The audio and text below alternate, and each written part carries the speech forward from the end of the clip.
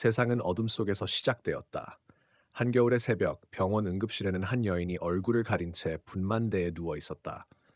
그녀는 아무 말 없이 진통을 견디고 있었고 병원 직원들은 묻지 않았다. 산모의 이름도 보호자의 정보도 아무것도 남지 않았다. 그렇게 태어난 아이는 조용히 그러나 기이하게 세상의 공기를 가르며 울지도 않고 세상의 모습을 드러냈다. 눈이 없어요. 의사의 입에서 흘러나온 말은 방 안의 온도를 급격히 낮췄다. 간호사가 아이의 얼굴을 바라보며 한 발 물러났다. 의사의 손은 떨리고 있었고 침묵이 내려앉았다. 산모는 아이를 보지 않았다. 단 한 번도. 그녀는 분만 후 정신을 차리자마자 고개를 돌려 창밖 어두운 하늘을 바라보며 단 한마디만 남겼다.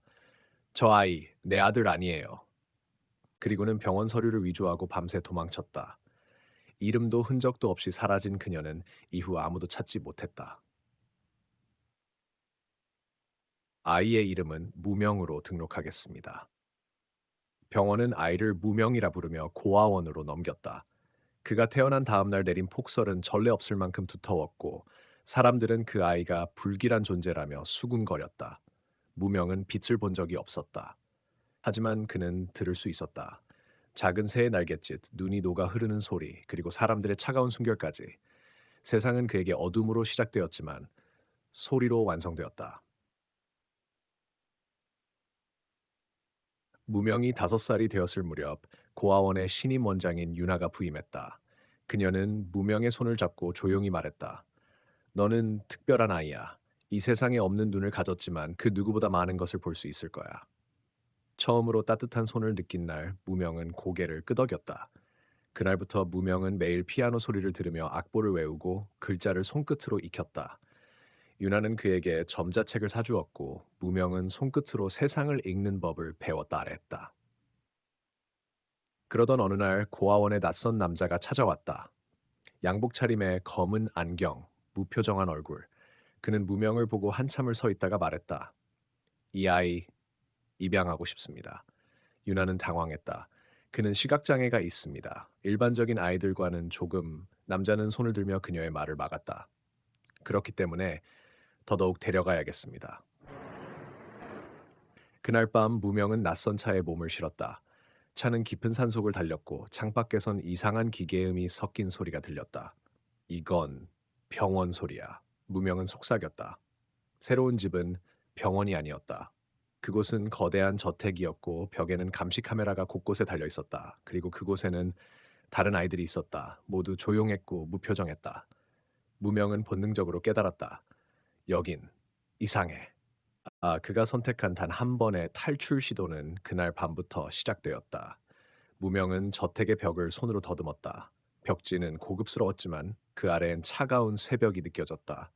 그는 귀를 기울였다. 그 벽 너머에는 누군가의 숨소리가 있었다. 여기 나 말고도 누가 있어? 그의 입양을 맡은 남자의 이름은 장 박사였다. 그는 무명에게 친절했지만 너무 친절했다. 아침이면 영양제를 주며 기억력 향상에 도움이 될 거야 말했고 저녁이면 이상한 장치를 머리에 씌워 두뇌 활성화 실험이라고 설명했다. 무명은 처음엔 그가 진심으로 자신을 돕고 있다고 믿었다. 그러나 소리는 거짓말하지 않았소리. 어느 날 밤 무명은 낯선 진동을 느꼈다. 벽 너머에서 금속이 부딪히는 소리, 억눌린 울음소리, 그리고 미세한 전기의 스파크 소리. 그는 자신의 방 한쪽 벽이 가짜라는 걸 알아챘다. 이 벽, 비밀문이야. 손끝으로 띠를 따라가던 무명은 작은 틈을 발견했고 그곳에 머리를 기대고 귀를 기울였다. 그 순간 벽 너머에서 낮고 굵은 목소리가 들렸다. 6번 아이는 반응 없음. 전두엽 자극 중단. 다음은 7번 무명. 무명의 심장이 멎는 듯했다. 번호. 나는 실험 대상이었어? 팡머너. 다음 날 장 박사는 무명에게 조용히 물었다. 어젯밤 뭔가 들었니? 무명은 고개를 저었다. 그러나 장 박사는 잠시 멈췄다. 그리고 예의 그 친절한 목소리로 말했다. 이 저택은 아주 특별한 아이들만 들어올 수 있어. 넌 세상을 바꿀 수 있는 가능성이 있어. 그걸 증명할 기회도 주겠지. 그날 저녁, 무명은 방으로 돌아오는 길에 계단 밑에서 그 아이를 만났다. 그 아이는 자신의 이름조차 기억하지 못했고 계속 중얼거리고 있었다. 눈, 귀, 다 들려. 근데 내가 누군지 몰라. 무명은 다가가 아이의 손을 잡았다. 손등에는 O라는 문신이 새겨져 있었다. 너도 나처럼? 그 아이는 무명을 한참 바라보다 아주 작게 고개를 끄덕였다. 그날 밤 두 아이는 서로의 방에서 몰래 탈출했다. 무명은 귀를 세우고 아이는 기억나는 작은 길을 따라갔다. 그들은 저택 아래 비밀복도를 발견했다. 거기엔 수많은 병상이 놓인 실험실이 있었다. 그 안에는 아직도 깨어나지 못한 아이들이 있었다. 무명은 손끝으로 병상에 놓인 서류를 읽었다. 7번, 시각 없음, 청각 초과 민감, 실험, 감각 보정 성공률 87%, 그리고 맨 아래에 쓰여 있었다. 실험 총괄 장기 연구 후 어머니와 접촉 예정. 어머니, 무명의 머릿속이 하얘졌다. 그는 태어나자마자 버려졌다고 들었다. 그런데 장 박사의 실험 계획 속에 그의 어머니가 무명은 병상의 서류를 반복해 읽었다. 어머니와 접촉 예정. 그 단어가 머릿속에서 지워지지 않았다. 내가 버려졌던 그날 이후 아무도 나를 찾지 않았다. 그런데 이제 와서 접촉? 왜? 그는 우번 아이, 작은 소녀와 함께 복도를 빠져나왔다. 소녀는 이름이 없었다. 무명은 그녀를 소희라고 부르기로 했다. 다음날 아침 장 박사는 무명을 따로 불렀다. 그리고 조용히 말했다. 무명아, 오늘 내 어머니를 만나게 될 거야. 순간 무명의 온몸에 소름이 돋았다. 그는 단 한 번도 엄마라는 단어를 기대해 본 적 없었다. 하지만 지금 그 단어는 칼처럼 날카롭게 가슴을 찔렀다. 진짜야, 장 박사는 고개를 끄덕였다. 그녀는 널 보고 싶어 해. 많은 시간이 흘렀지만 이제는 널 받아들일 준비가 됐대. 그를 기다리고 있던 방은 감옥처럼 차가웠다. 그곳엔 한 여자가 앉아 있었다. 단정한 정장 차림, 표정 없는 눈. 그녀는 무명을 보자마자 일어났다. 그러나 따뜻한 포옹도 눈물도 없었다. 생각보다 많이 컸네. 무명은 말이 나오지 않았다. 그녀는 곧바로 책상 위 서류를 꺼내들었다. 우리는 내 감각 데이터를 수년간 추적해왔어. 이제 최종 테스트만 남았어. 테스트? 무명의 두 눈은 흔들렸다. 그녀는 천천히 고개를 끄덕였다. 나는 너의 생물학적 어머니이기도 하지만 연구 책임자이기도 해. 넌 나의 실패작이었어. 하지만 지금은 희망이야. 무명은 자리에서 일어났다. 실패작. 숨이 막혔다. 이게 만나고 싶었던 어머니의 정체였나? 왜 날 낳고 버렸어요? 그녀는 담담하게 말했다. 눈 없이 태어난 아이는 우리 프로젝트엔 불필요했어. 하지만 내 청각과 감각은 놀라운 진화를 했지. 그래서 다시 데려온 거야. 그 순간 무명의 귓속에 익숙한 소리가 울렸다. 소희의 숨소리. 그녀가 복도 끝 어두운 구석에서 그를 지켜보고 있었다. 무명은 느꼈다. 그녀가 위험하다는 걸. 그녀도 이 실험의 도구였다는 걸. 그날 밤 무명은 방을 빠져나왔다. 손에는 장 박사의 카드키가 들려 있었다. 그가 향한 곳은 코어 실험 구역 출입 금지. 표시가 붙은 금속문. 그 문 너머에서 그는 진실을 보게 된다. 철문은 무겁게 열렸다. 무명은 손에 땀을 쥐고 안으로 들어섰다. 안은 어두웠고 차가운 기계음만 울리고 있었다. 접속을 확인했습니다. 실험구역 A13 가동 시작합니다. 벽면에는 수많은 모니터들이 켜졌고 그 위엔 아이들의 얼굴이 떠올랐다. 그중엔 소희의 얼굴도 있었다. 이건지? 이건 뭐지? 모니터 아래엔 기록 영상이 자동으로 재생되기 시작했다. 거기엔 충격적인 장면이 담겨 있었다. 아이들이 실험대 위에 누워 있었다. 눈가엔 전극, 몸엔 주사 바늘. 그들은 하나같이 감각 능력을 테스트받고 있었다. 실험체 12호, 청각 자극 반응 양호, 감정 억제 주입 실시. 화면 속 아이는 고통에 몸부림쳤지만 주변의 연구진은 무표정한 얼굴로 데이터를 기록했다. 무명의 두 손이 떨렸다. 이건 학대야. 실험이 아니라. 다른 영상엔 장 박사가 있었다. 그는 무명에게 늘 다정하게 대해주었던 아버지 같은 존재였다. 하지만 영상 속 그의 눈빛은 차가웠다. 이 아이는 특이한 청각 패턴을 보인다. 어쩌면 실명 상태가 오히려 뇌 자극에 도움이 될 수 있다. 그냥 그 순간 무명은 소희의 숨소리를 다시 느꼈다. 그녀는 복도 끝에 있었다. 그리고 그녀 옆에는 또 다른 아이가 서 있었다.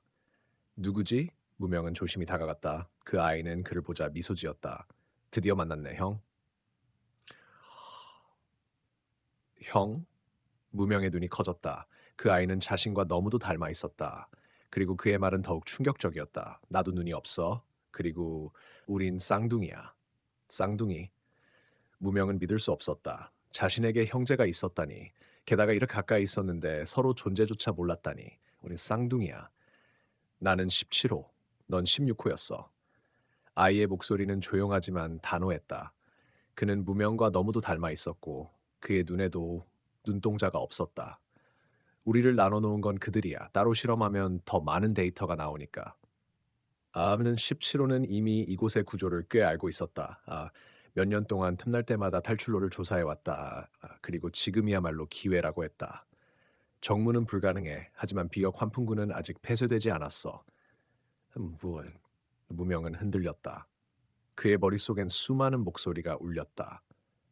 도망치면 소희는 어떡하지? 그리고 장 박사는 하지만 17호는 단호했다. 형, 여긴 감옥이야. 네가 사랑이라 믿은 건 조작이야. 그 순간 복도에서 경보음이 울렸다. 경보. 실험체 16호 제한구역 무단 접근. 시간이 없었다. 무명은 소희를 찾아 나섰다. 그녀는 여전히 자신의 방에 있었다. 하지만 옆엔 누군가가 서 있었다. 장 박사. 무명, 드디어 찾았구나. 너는 정말 특별해. 널 떠나보낼 순 없어. 그의 손엔 진정제가 들려 있었다. 그리고 보안 요원들이 뒤따라왔다.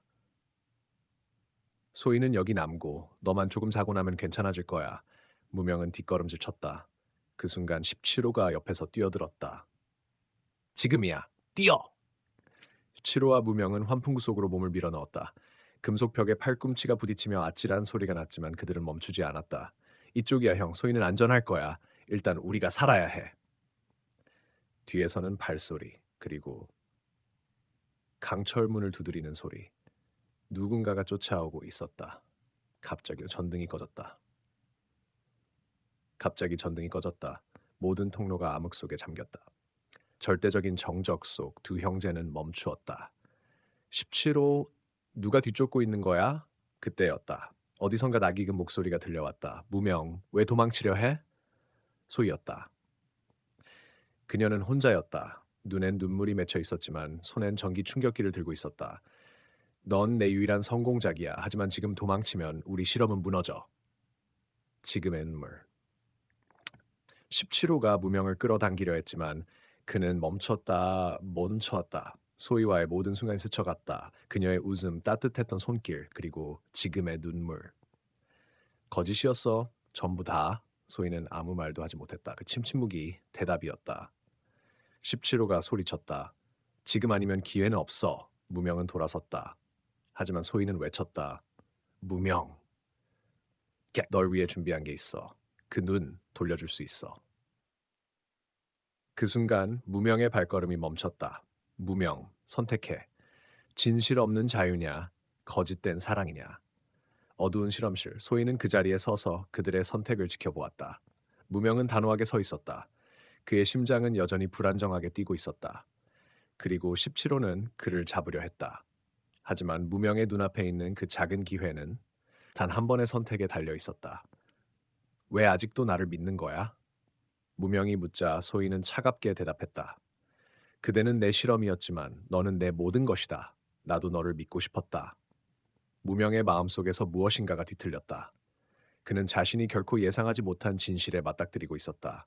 그의 존재가 소희의 실험에서 중요한 역할을 했다는 사실. 하지만 그가 할 수 있는 선택은 딱 하나였다. 그럼 내 눈을 주지 않으면 되겠군. 소희는 잠시 충격을 받은 듯했다. 하지만 그때 17호가 고백했다. 너의 눈 사실 내가 빼앗은 게 아니야. 소희가 그걸 미리 알게 했어.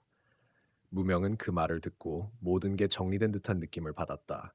그의 눈은 단지 실험의 결과물이 아니었다. 그의 눈을 통해 소희는 그에게 자신이 보고자 하는 세상을 강요하려 했다. 그렇다면 내가 진짜 눈을 찾을 방법이 있단 거야? 소희는 한숨을 쉬며 말했다. 너에게 진짜 눈을 줄 방법은 이미 없어. 하지만 너는 이미 너의 방식으로 진짜 세상을 보고 있어. 무명은 그 말을 듣고 자신이 계속해서 무언가를 놓치고 있다는 느낌을 떨쳐낼 수 없었다. 그는 소희에게 물었다. 그렇다면 내가 선택할 게 뭐가 있지? 소희는 고개를 끄덕였다. 너의 선택은 언제나 너에게 달려 있었다. 그때 그가 내뱉은 말이 소희의 마음을 흔들었다. 그럼 내가 선택할 수 있다면 내가 살아가는 방식으로 세상을 보고 싶다. 다시는 그 어떤 실험에도 내 삶을 맡기지 않겠다. 소희는 충격을 받았다.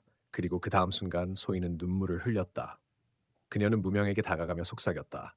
그래, 내가 미쳤었어. 미안해. 무명은 그 말을 듣고 조용히 손을 내밀었다. 그리고 그 순간 그의 눈앞이 환하게 밝혀졌다. 그가 진짜로 보지 못했던 세상.